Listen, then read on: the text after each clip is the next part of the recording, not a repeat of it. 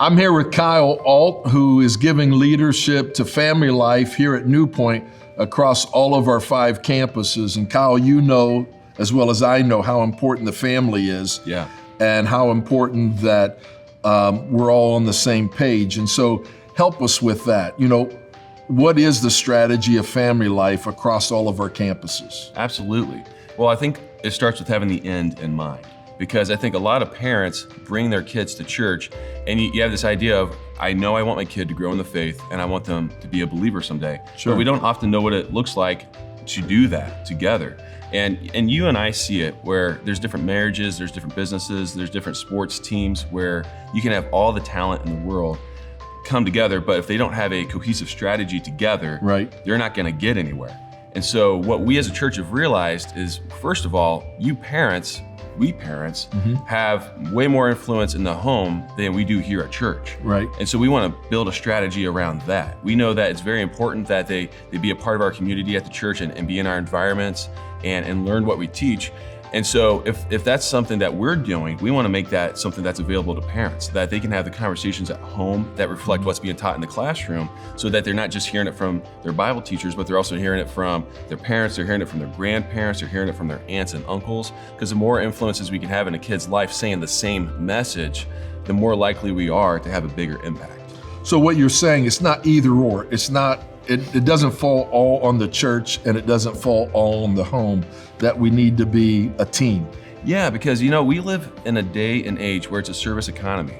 We're used to dropping kids off and them going to their coach, they're going to their teacher. We drop our car off at the mechanic.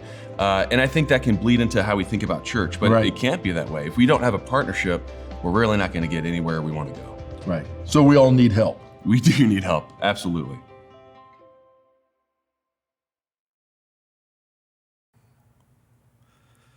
Hello, NewPointe. We're glad that you're here. We're glad that you're choosing to be with us today, and you picked a great day to be with us because we're beginning a brand new series. And here's what I want you to know. It impacts every one of us here today. Every single one of us. We're going to talk about next. And you say, what do you mean by next? We're going to talk about the next generation. And so no matter how old you are, it's those who are coming behind you. And the question is, how can you and I help them? How can you and I help them? How can you and I serve them? And this is huge. Now, there's a quote out there, and maybe you've heard it. It goes like this: there are people who hope things will happen, watch things happen, and make things happen. If somebody close to you were asked which one describes you, which one would it be? Are you a person who just hopes things will happen? You're thinking, well, I hope somebody steps up. I hope somebody fulfills that. I hope somebody sees that. Or maybe you are somebody who watches things happen. You're kind of a bystander. You just stand by and watch people do what they do, and you're kind of critiquing them. You're not really in the game. You're a critic. My prayer is that you're this last one, that you're someone who makes things happen. That you don't just hope, you don't just watch, but you get actively involved. Because that's what we need. That's what our world is crying out for. That's what our community is crying out for. That's what our young people are crying out for. And so what I want us to do today is I want us to look at a man, a person who made things happen. His name was Nehemiah. And the story takes place during the 5th century BC. Let me give you the background of it. Nehemiah was living in a foreign land, and he learned that his homeland was in dire straits. And it had been that way for a long, long time, for more than 100 years. And they were singing that tune, "Help, I need somebody." But not just anybody. Because people had come and people had gone, and nobody was able to help them. And so they needed help. They needed help from somebody, but not just from anybody. You see, here's what was going on. Things had been happening in such a way over such a long period of time that they couldn't really see how bad things were. You know, we've all been there, right? We just get used to our circumstances. We get used to our problems. And we basically just begin to say, well, this is the way life is. And they lived in those conditions for such a long period of time that they could not imagine anything could be any different. And maybe that's where you are today. Maybe as you look at your family, maybe as you look at your school, maybe as you look at your community, maybe as you look at our country, maybe as you look at our world, you couldn't imagine it being any different. Because it's been this way for such a long time. Maybe you've developed the attitude that it's never going to change. It's just impossible. And so really, you've kind of given up. You're kind of indifferent about it. And you've stopped imagining. You've stopped dreaming. And that's what was going on in Nehemiah's day. You see, there was a generation there setting in the ruins of Jerusalem. And a generation had become disillusioned with their mom and dad's God, with their grandpa and grandma's God. And I can just imagine the young people there living in Jerusalem. They were tired of hearing the stories about Yahweh. They were tired of hearing the stories about Jehovah. Think about it. Think about that 13-year-old. They're living in the ruins of Jerusalem. They're probably getting a little bit skeptical because every time the Sabbath rolled around, mom and dad was saying, "Come on, let's go. We're going to go to the synagogue." And I bet you that 13-year-old wanted to drag his feet or her feet and say, "You're kidding me. We're going to that again?" If it's true about Joshua that he walked around Jericho 7 times and the walls came tumbling down, if it's true about Moses, the stories that we've heard about Moses, that he could raise his staff and the Red Sea would split open and people would walk across it on dry land, and then Pharaoh and all of his army would come and it would swallow them up.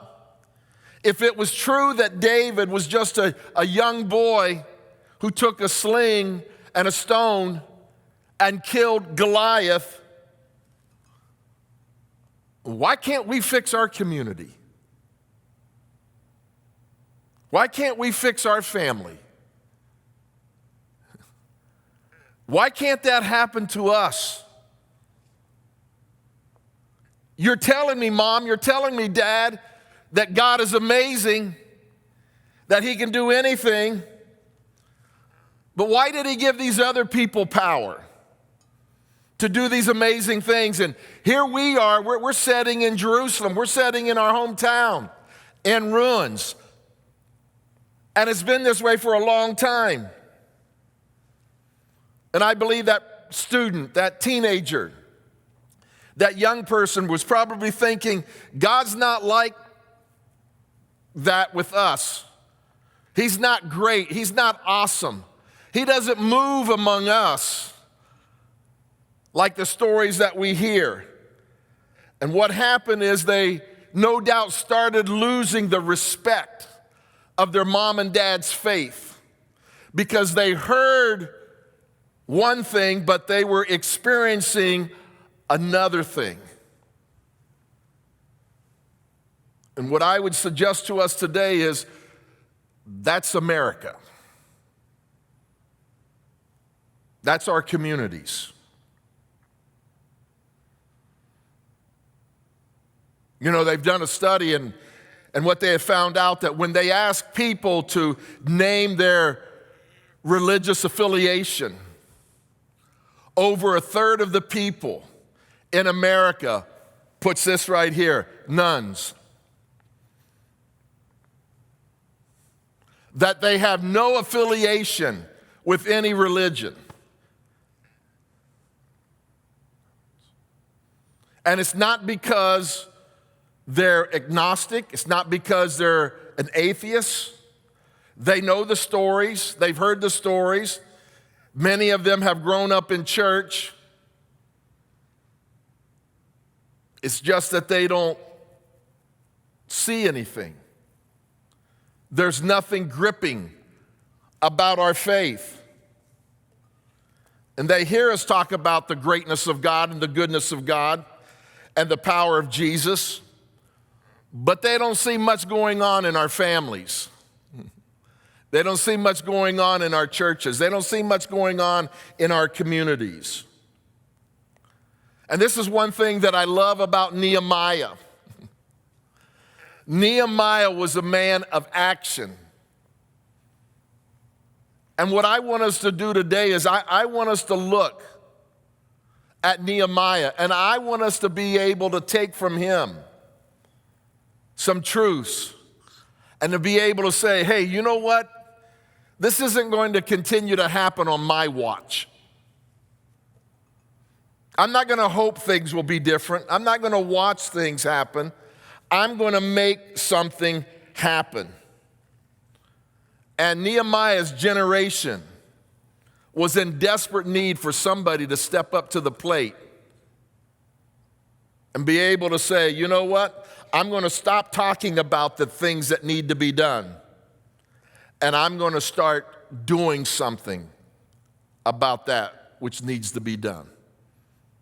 And so, what can we learn from Nehemiah? You can follow along. You can download the notes on your NewPointe app and follow along.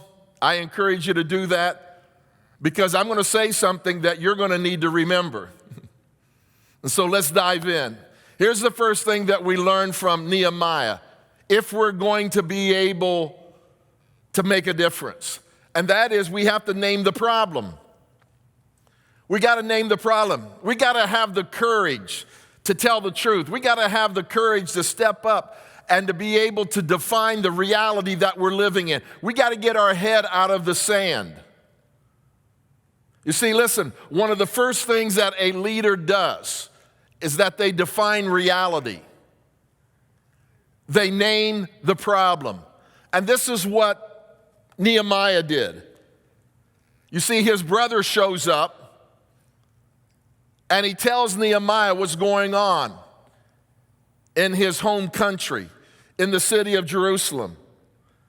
And he told Nehemiah what was happening, and he explains it this way in Nehemiah chapter 1. He says, they said to me, this is Nehemiah talking, those who survived in the exile are back in the province, are in great trouble and disgrace. The wall of Jerusalem is broken down, and its gates have been burned with fire. Wow. Basically, what he is saying is they're vulnerable. They lack a sense of safety. They lack a sense of security. They're frightened. They're scared. They're ill-equipped to handle what's going on. And he names the problem here. The walls, the gates, they're all gone. And he's naming the problem. And so it is with you and me. We have to name the problem. You say, what's the problem today?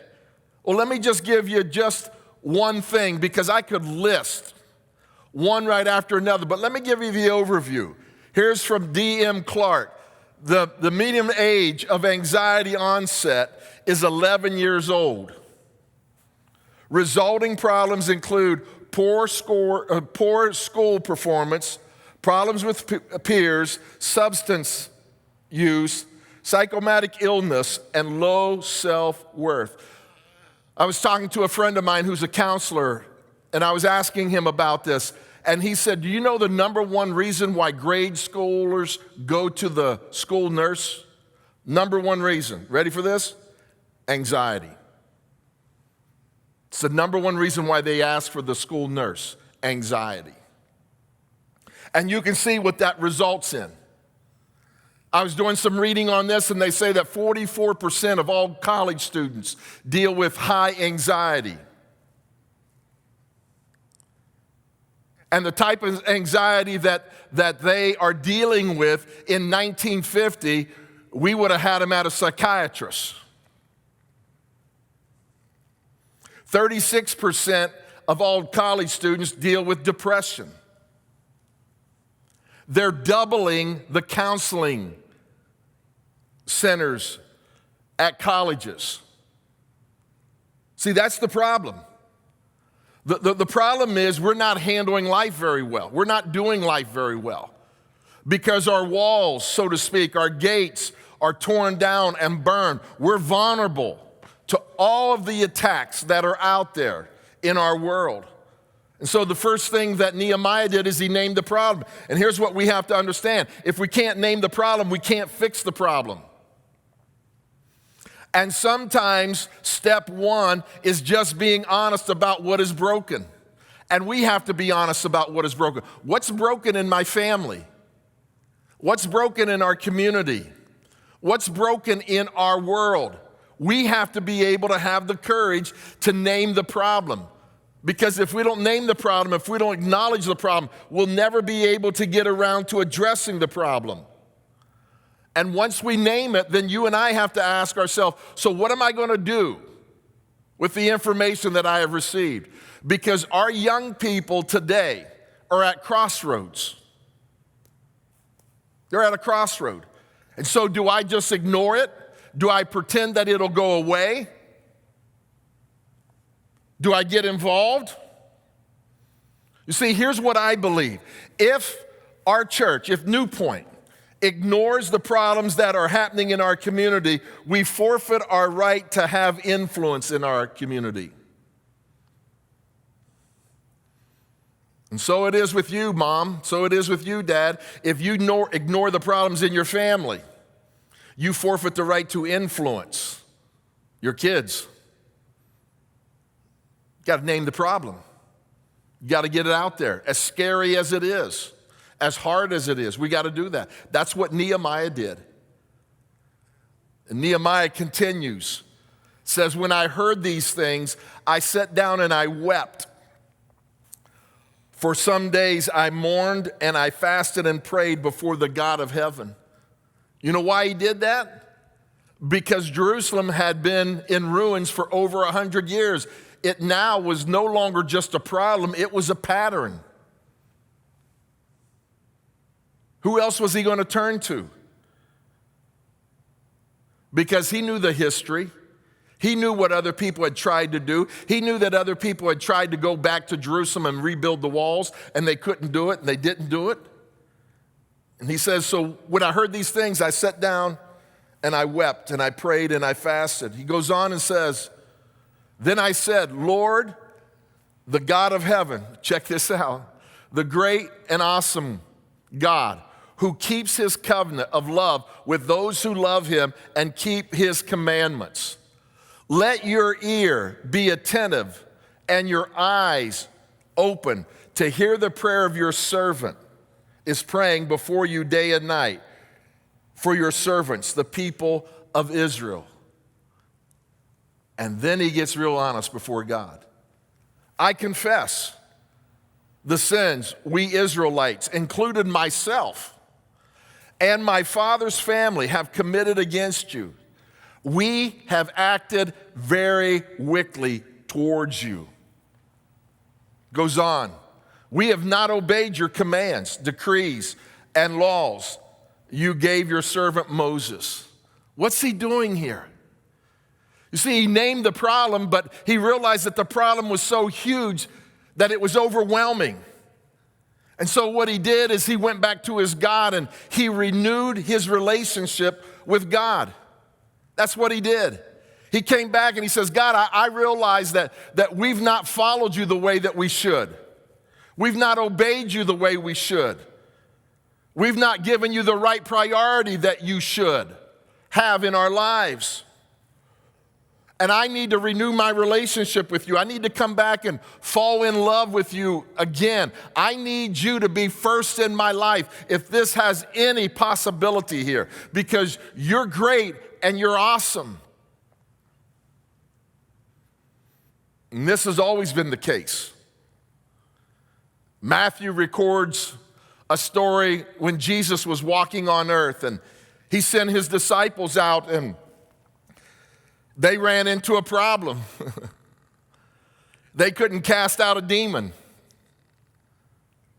And so what happened is the boy's father came back and said, hey, your disciples could not cast out this demon. And Jesus basically said, hey, you know what? Give me the boy. And Jesus cast out the demon. The boy and his father went on. And then Jesus said this to his disciples. Here's what he said. He says, you unbelieving, perverse generation, how long shall I stay with you? How long shall I put up with you? Bring the boy here. And Jesus rebuked the demon, and it came out of the boy, and he was healed at that moment. Lesson 101. Then the disciples came to Jesus in private and asked, why couldn't we drive it out? Why didn't we have authority? Why couldn't we take control? Why couldn't we handle this situation? And here's what Jesus said, because you have so little faith. I tell you, if you have faith as small as a mustard seed, you can say to this mountain, be moved from here to there, and it will be moved. And nothing will be impossible for you. Nothing. However, this kind does not go out except by prayer and fasting. What was the first thing that Nehemiah did when he heard about the walls and the gates and the ruins of Jerusalem? You know what he did? He prayed and he fasted. You see, Jesus tells us the problem right here. Jesus would say this, the problem is unbelieving. And what does it mean to be unbelieving? It means that I'm not connected to God. That's what it means. Somehow, some way, I've drifted from my relationship with God. I don't trust Him. I'm not surrendered to Him. And so Jesus was saying the reason why you couldn't do that is because you're unbelieving. You're not connected to me. You've drifted. You've allowed somebody else or something else to take place of me in your life. And then he says this. He says a perverse generation. He's saying you're too connected to the world, that you've allowed other things to come into your life.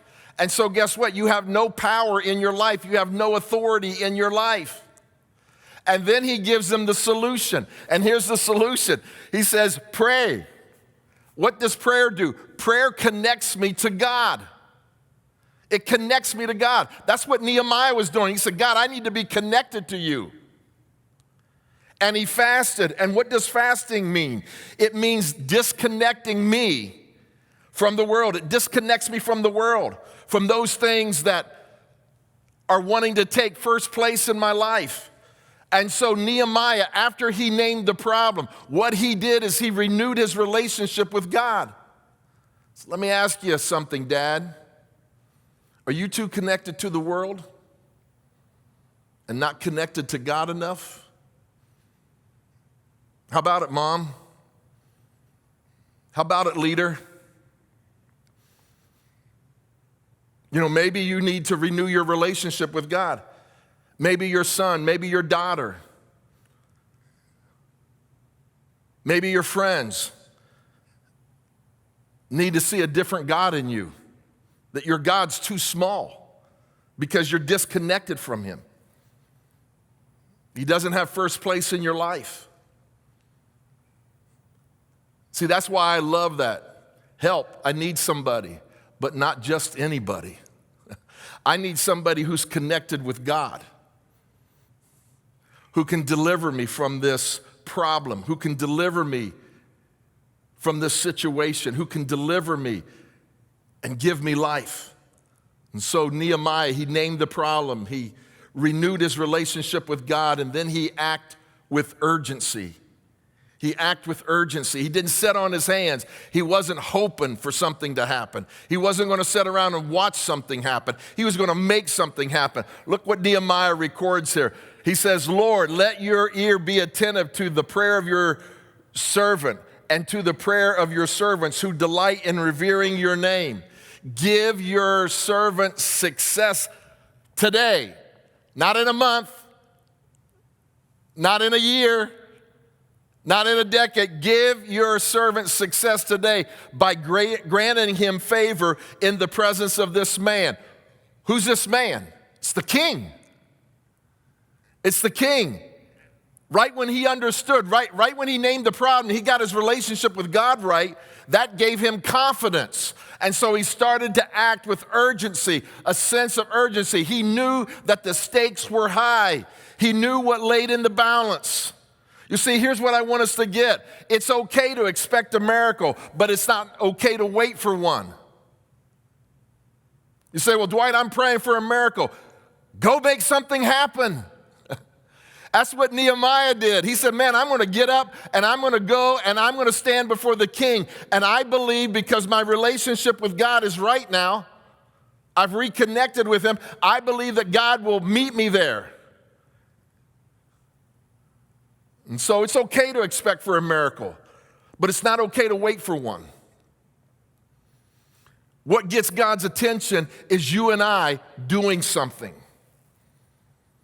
And so Nehemiah named the problem. He renewed his relationship with God and he acted with urgency. And that allowed him to leverage his platform. And that's what we have to do. We have to leverage our platform. Nehemiah declares this at the end of the chapter. He says, I was a cupbearer to the king. What's he doing? What's he saying here? Let me tell you what he is saying. He's letting us know who he's not. He's saying, I'm not a priest. I'm not a spiritual leader. I'm just a cupbearer. I'm just a cupbearer. But I have a platform. And you know what I'm going to do? I'm going to leverage my platform. And all of us here today, we have a platform. And we're called to leverage it. Your platform might be status, it might be influence, it might be resources, it might be a privilege that you have, it might be knowledge, it might be your network, it might be finances. But we're all called to leverage our platform. And that's exactly what Nehemiah did. He said, you know what? I'm going to offer God what I have. And you know what I have? Listen to me. I got a relationship with the king who holds the keys to all of this. And so you know what he did? He went into the king and he asked big. And so he leveraged his platform and he took a risk. And that's what we have to do. We have to take the risk. We have to leverage our platform and to be able to put it out there and take the risk. You see, Nehemiah said it like this. I was very much afraid. Sure you were, Nehemiah. You know what? You were going in to see the king. And if you're not asked by the king to come into his presence, he can clip your head off. And by the way, never go in front of a king with sadness on your face. You always go into the king with a joyful spirit. And so Nehemiah writes, he says, I was very much afraid, but I said to the king. You see, what happened is his courage took over. You know why? Because he had a strong, vibrant relationship with God. He had fasted and he had prayed. And he took the risk. And you say, well, what did Nehemiah risk? He risked a number of things. Number one is he risked privilege. He could lose his job. He had a cake job, by the way, great job. All he did was, if the king wanted a glass of wine or something to drink, he just tasted it before the king. And as long as somebody didn't poison it, you know what? He had a great, great life. He had unbelievable privileges. He had a position. He had a unbelievable position of where everything was there for him that he could take advantage of. He had possessions. He not only had possessions, he had power. Because him and the king were tight. They were good friends. And so Nehemiah, when he heard about the ruins of Jerusalem, when he heard that the gates were burned and the walls were down, he named the problem. He renewed his relationship with God. He acted with urgency. He leveraged his platform and he took the risk. And then he got involved personally. He personally got involved. And this is so, so huge. Don't miss this. Look what it says. Nehemiah speaking, then I prayed to the God of heaven, and I answered the king, if it pleases the king, and if your servant has found favor in his sight. And by the way, listen to me very carefully. When you have a right relationship with God, he gives you favor. He makes even your enemies your friends. Let him send me to the city in Judah where my ancestors are buried so I can rebuild it.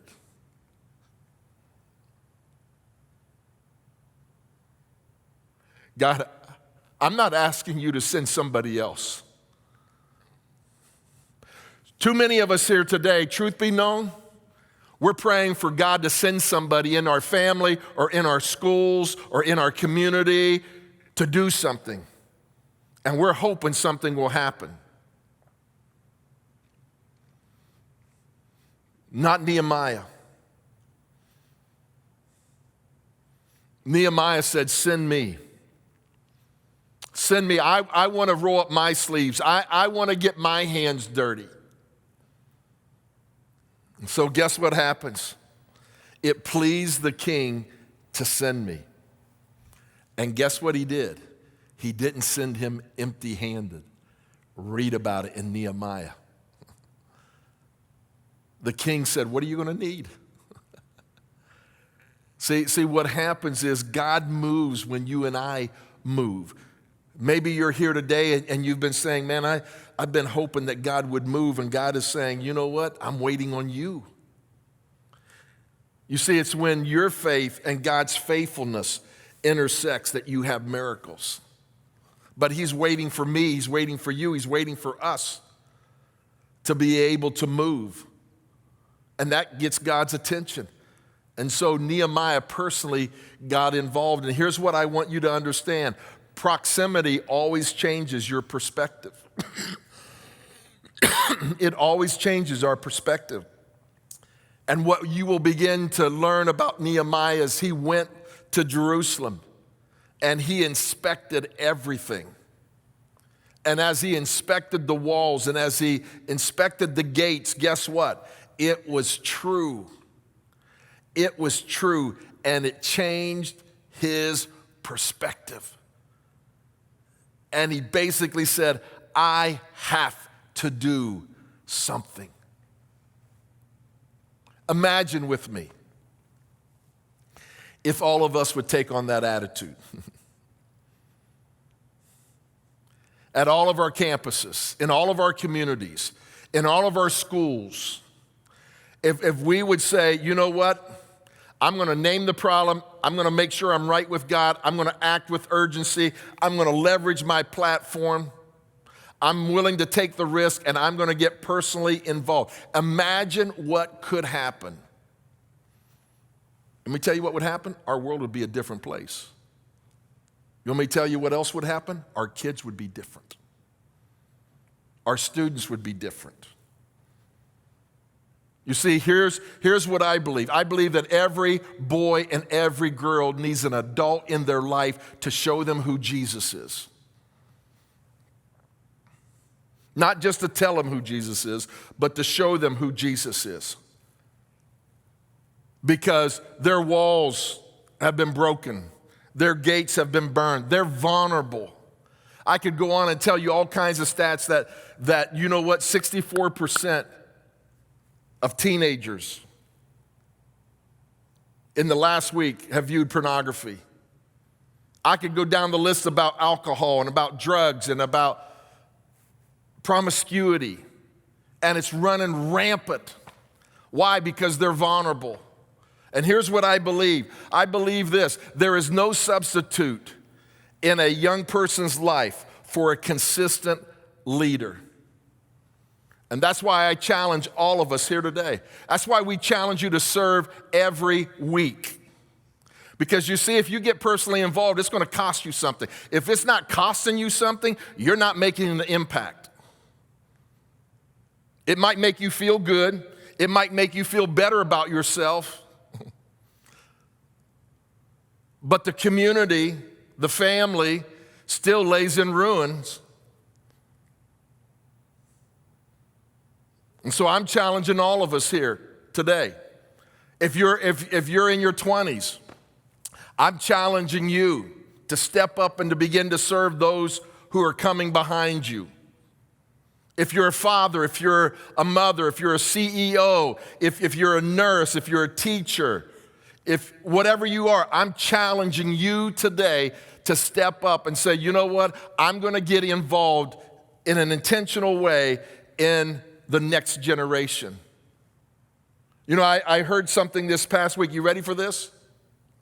People who are 18 to 24. Ready for this?